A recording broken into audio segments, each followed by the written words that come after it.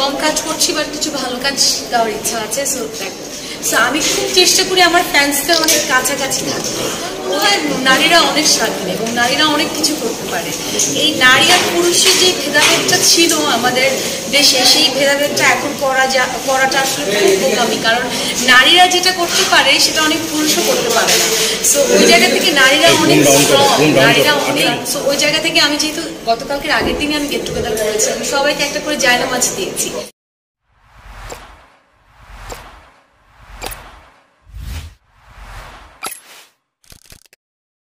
তো এখন যেমন ঈদের আগে আমরা সবাই মোটামুটি ব্যস্ত, মোটামুটি না আমরা অনেক ব্যস্ত। তারপর আমি চেষ্টা করি উইমেন্স ডে স্পেশাল যে অ্যাওয়ার্ডগুলি হয় সেই অ্যাওয়ার্ডের মধ্যে কোনো একটা অ্যাওয়ার্ড যাতে আমি রিসিভ করতে পারি, বিকজ এটাই আমার কাছে মনে হয় একটা নারী হিসেবে আমাকে সবসময় তো অ্যাক্ট্রেস হিসেবে আমাকে সম্মান করা হয়, বাট আমাকে একটা নারী হিসেবে সম্মান করা হয় এই দিনটাতে। আমার মনে হয় নারীরা অনেক স্বাধীন এবং নারীরা অনেক কিছু করতে পারে। এই নারী আর পুরুষের যে ভেদাভেদটা ছিল আমাদের দেশে, সেই ভেদাভেদটা এখন করাটা আসলে খুব বোকামি, কারণ নারীরা যেটা করতে পারে সেটা অনেক পুরুষও করতে পারে না। সো ওই জায়গা থেকে নারীরা অনেক স্ট্রং, নারীরা অনেক জায়গায় নিজের কাজকে অনেক স্ট্রংলি প্রেজেন্ট করতে পারে। সবচেয়ে বড় কথা, আমাদের এখন অনেক নারী আমাদের দেশকে প্রেজেন্ট করে, that is the most important. আমি যদি করি, আমি বিলিভ করি আমি আজকে যেখানে দাঁড়িয়ে আছি তার পুরোপুরি আমি বলবো আমার ফ্যান্সদের জন্য। সো আমি খুব চেষ্টা করি আমার ফ্যান্সদের অনেক কাছাকাছি থাকতে।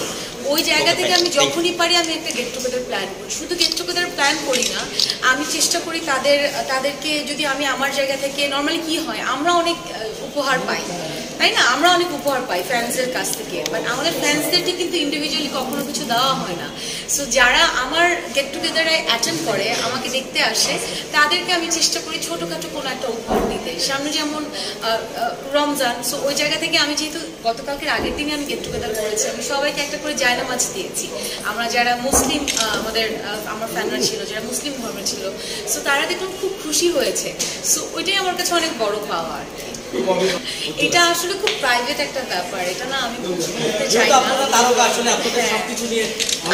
আই নো, বাট আমি না, এটা খুব প্রাইভেট ব্যাপার। কাউকে সাহায্য করা, দান করা, এটা আসলে মানুষকে জানানো না, এটা আসলে নিজের খুবই ব্যক্তিগত একটা বিষয়।